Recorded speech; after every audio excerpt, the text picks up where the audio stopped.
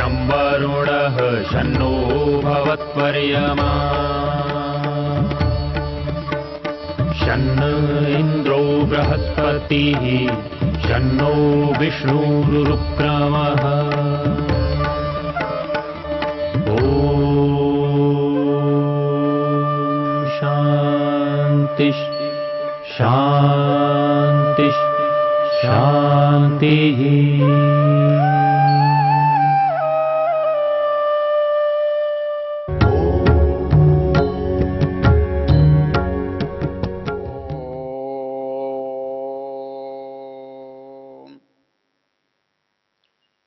हम वेद के मंत्रों की चर्चा कर रहे हैं। हमारी चर्चा का जो विषय है वो ऋग्वेद के 10वें मंडल का 71वां सूक्त है।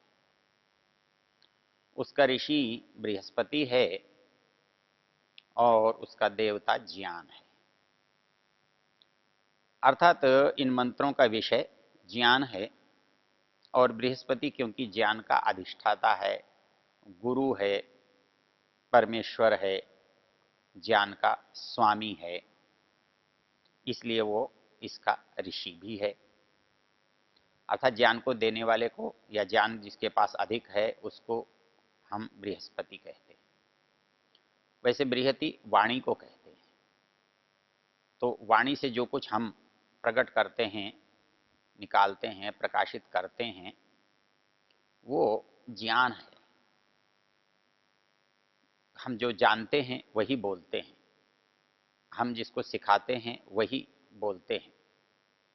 इसलिए वाणी को, ज्ञान को जो जानता है, उसका स्वामी है, उसका अधिपति है, उसको बृहस्पति कहते हैं। इसका एक और नाम वाचस्पति भी है, वहां भी उसका अर्थ वाणी का स्वामी है, अधिष्ठाता है। हम इन मंत्रों की चर्चा करते हुए आज एक मंत्र की चर्चा करेंगे। वो मंत्र इस प्रकार से है।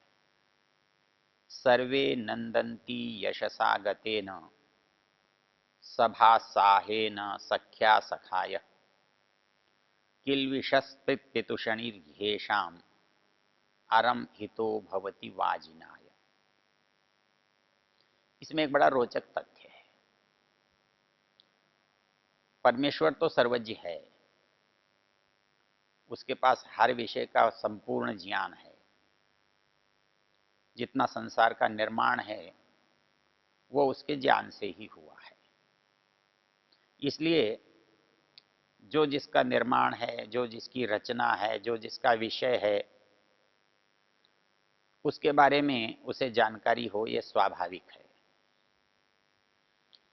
किंतु मनुष्य जो है, ये इसको आवश्यकता तो बहुत विषयों की हो सकती है, लेकिन इसके जानने की जो क्षमता है वो सीमित है। और दो प्रकार से सीमित है।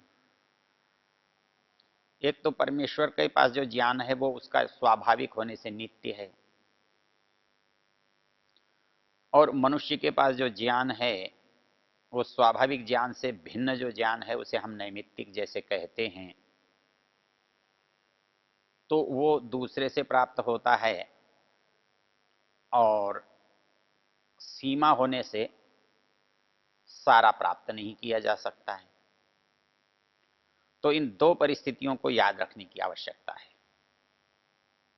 एक परिस्थिति कि हमारे पास सारा ज्ञान स्वाभाविक नहीं है, नैमित्तिक है, और वो किसी दूसरे से हमें प्राप्त करना होता है। इसलिए जो ज्ञान हमने प्राप्त किया है वो तो हमारे पास हो सकता है, लेकिन जो हमने प्राप्त नहीं किया है वो हमारे पास नहीं हो सकता। दूसरा चीज, हम सब ज्ञान को प्राप्त भी नहीं कर सकते, क्योंकि हमारा सामर्थ्य, हमारी शक्ति, हमारी बुद्धि सीमित है। जीवात्मा एक देशी है, अणु है, उसके पास सामर्थ्य है, लेकिन वो समग्र सामर्थ्य का स्वामी नहीं बन सकता, क्योंकि समस्त साधन उसके पास नहीं है। इसलिए एक चीज हमारी समझ में जो आती है वो ये है कि हम जब ज्ञान की हमें आवश्यकता होती है या ज्ञान का हम उपयोग करते हैं तो हम ऐसे ज्ञान का भी उपयोग कर सकते हैं जो हमारे पास नहीं है। और यदि देखा जाए तो अधिकांश उपयोग हम ऐसा करते हैं जिसका ज्ञान हमारे पास नहीं है। उदाहरण के लिए ये शरीर ही हमारे पास है, लेकिन इसकी रचना, इसकी कार्य पद्धति, इसका स्वरूप, ये जो कुछ भी हमारे सामने है उसके विषय में हम कुछ भी नहीं जानते। संसार में हम कार खरीदते हैं, हवाई जहाज भी खरीद लेते हैं, लेकिन उसके बारे में जानना हमारी आवश्यकता में शामिल भी नहीं होता और हम जान भी नहीं सकते। चाहे आदमी ने बड़े बड़े पानी के जहाज बना लिए, रॉकेट बना लिए, आसमान में धरती पर चलने वाले बड़े बड़े वाहन बना लिए, इनमें बहुतों का ज्ञान इकट्ठा होकर काम करता है। कार में चलाने वाला अलग होता है, इंजन ठीक करने वाला अलग होता है, उसका जो दूसरा हिस्सा है उसको करने वाला अलग होता है, और तो कोई सीट जो आसन है उसको बनाने वाला अलग होता है, उसमें बिजली का काम करने वाला अलग होता है, आदि आदि। तो इससे पता क्या लगता है कि एक आदमी जो नहीं जानता है उसका भी वो उपयोग करता है। तो अब कैसे करेगा उसका उपयोग? तो उसका उपयोग करने का एक ही प्रकार है कि जो उसको जानता है उसका साथ ले ले, उसका मार्गदर्शन ले ले, उससे करवा ले। तो समस्त संसार में ज्ञान का उपयोग इसी तरह से होता है। हम जिस घर में रहते हैं उस घर के बारे में हम कुछ नहीं जानते।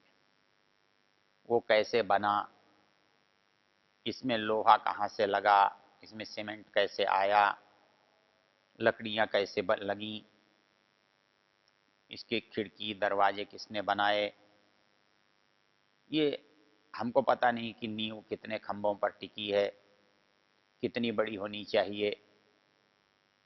तो ये जो परिस्थिति है, उपयोग तो हम पूरे का कर रहे हैं, लेकिन उसके निर्माण से हम परिचित नहीं। इसी तरह से हम रह रहे हैं। हमारा नल खराब हो जाता है तो हम नल वाले को बुलाना पड़ता है, हमारी बिजली खराब होती है तो बिजली वाले को बुलाना पड़ता है, हमारा कोई उपकरण बिगड़ जाता है तो अलग अलग लोगों को बुलाना पड़ता है। तो हम जो सब का सब ज्ञान है और संसार में अलग अलग लोगों के पास है, वो एक दूसरे के काम आता है। इसलिए परमेश्वर का ज्ञान वो भी हमारे काम आता है, और उसके पास ज्ञान, क्योंकि वो स्वयं असीम है, अनंत है, संपूर्ण है, तो उसका ज्ञान भी उसी के गुण वाला होगा, उसी के गुण वाला होता है। क्योंकि हमारे पास समस्त ज्ञान क्यों नहीं है, और हम चाहें तो भी समस्त ज्ञान हमारे पास क्यों नहीं हो सकता है? क्योंकि हमारी उपस्थिति, हमारा सामर्थ्य वो ऐसी नहीं है, इसलिए नहीं हो सकता। उसके पास है इसलिए हो सकता है। तो उसको किसी की सहायता की आवश्यकता नहीं पड़ती, क्योंकि वो संपूर्ण ज्ञान उसके पास है, संपूर्ण क्रिया उसके पास है, वो सब कुछ स्वयं कर सकता है। इसके लिए उपनिषद ने एक बड़ी सुंदर पंक्ति लिखी है, न तस्य कार्यम करणम च विद्यते, न तत्समश्चाप्यधिकश्च दृश्यते, परास्य शक्तिर्विविधैव श्रूयते, स्वाभाविकी ज्ञान बल क्रिया। इस पंक्ति का अर्थ है कि हमारे पास जो ज्ञान है उसका कोई कारण है, इसलिए हमारे पास वो कार्य रूप में है। हमारी रचना का कोई कारण है, हम कार्य रूप में हैं। कोई चीज हमें कहीं से प्राप्त है, इसलिए वो आज है हमारे पास। कल वो हमसे भूली जा सकती है, छीनी जा सकती है, तो नहीं रहेगी। लेकिन परमेश्वर के साथ ऐसा नहीं है। न तस्य कार्यम करणम च विद्यते। वो स्वयं, उसका कोई कारण नहीं है और वो किसी का स्वयं कार्य भी नहीं है। वो इसलिए किसी से बना नहीं है और वो अपने जैसी कोई चीज बनाने वाला भी नहीं है। वो किसी दूसरे भगवान की रचना करने वाला भी नहीं है। न वो कार्य है न कारण है। न उसका कोई कार्य है, न वो किसी का कारण है, न उसका कोई कारण है। न तस्य कार्यम करणम च विद्यते न तत्समश्चाप्यधिकश्च श्रूयते। तो इसलिए उस जैसा भी कोई नहीं है और अधिक होने का प्रश्न ही पैदा नहीं होता है। उससे कोई बड़ा नहीं है, उससे कोई अधिक नहीं है, इसलिए समान भी नहीं है, तो अधिक होने का प्रश्न ही पैदा नहीं होता है। लेकिन इतना सब होने के बाद परास्य शक्तिर विविधैव श्रूयते। संसार में हम जब देखते हैं तो वो सामर्थ्य जहां जहां हम देखते हैं तो अलग अलग तरह का सामर्थ्य उसमें दिखाई देता है। तो वो सारा सामर्थ्य किसी एक के पास है तो उसे हम ईश्वर कहते हैं। मंत्र में कहा गया है परास्य शक्तिर विविधैव श्रूयते।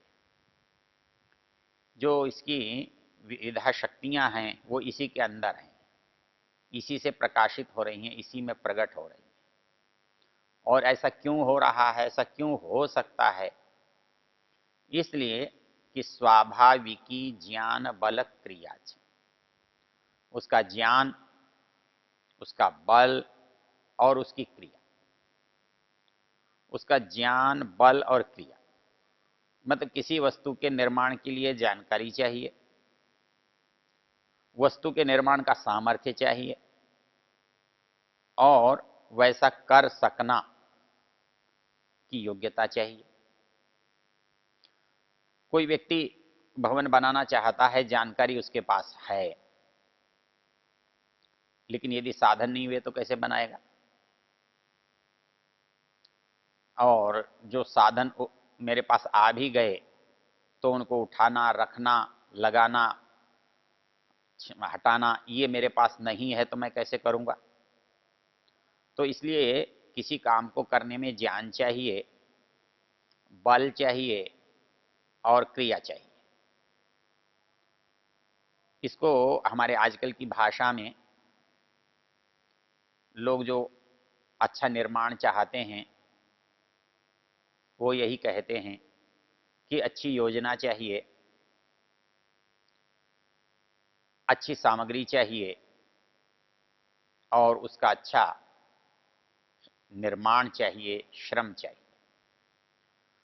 तो ये संसार हमारे पास है, ईश्वर के पास है, तो ईश्वर अपने ज्ञान से, अपने बल से और अपनी क्रिया से इस संसार को कारण से कार्य में बदलता है, बदल सकने में समर्थ है।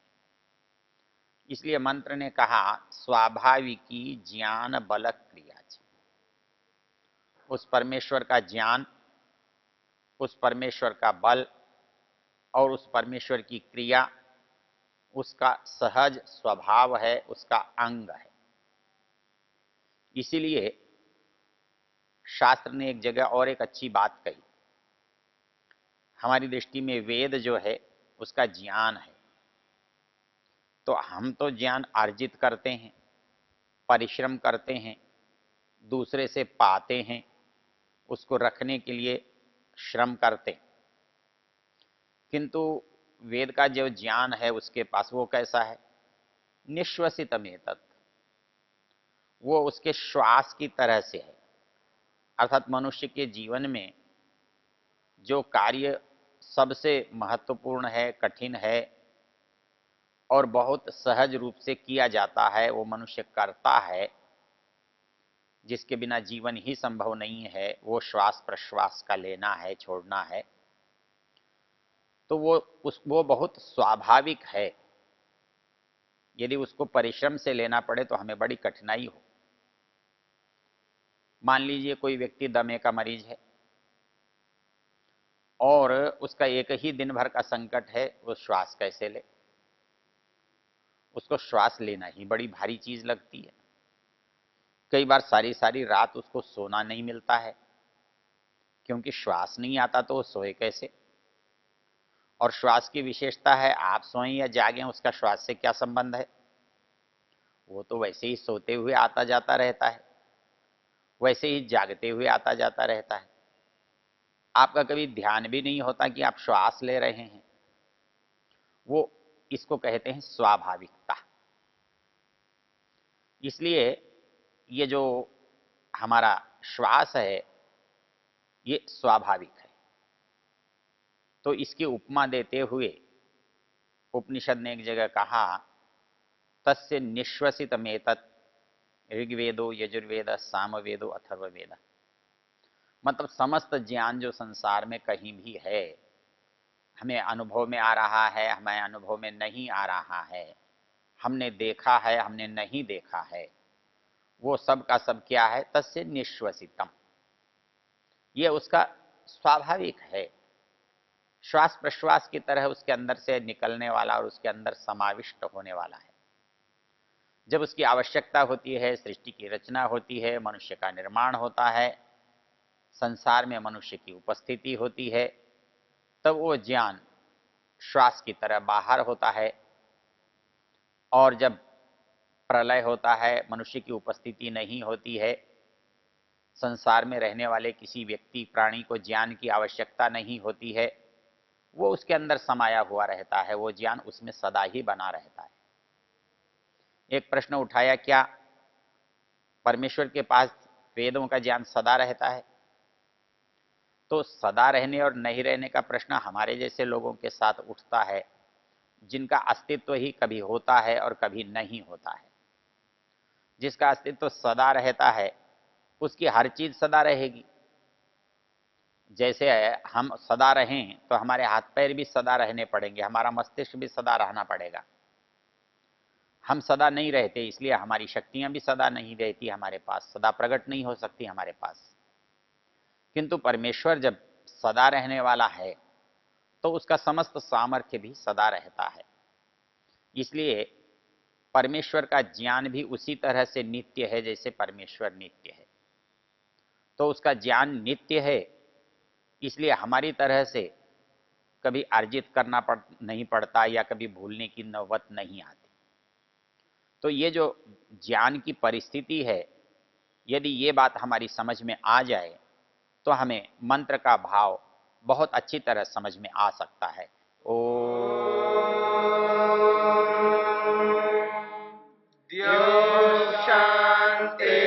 शांतिरंतरिक्षम शांति पृथिवी शांतिरापः शांतिरोषधयः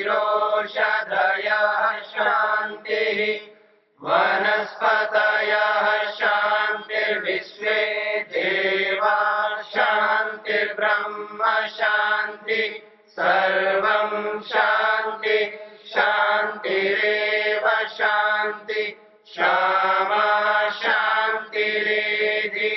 ओम शांति शांति शांति।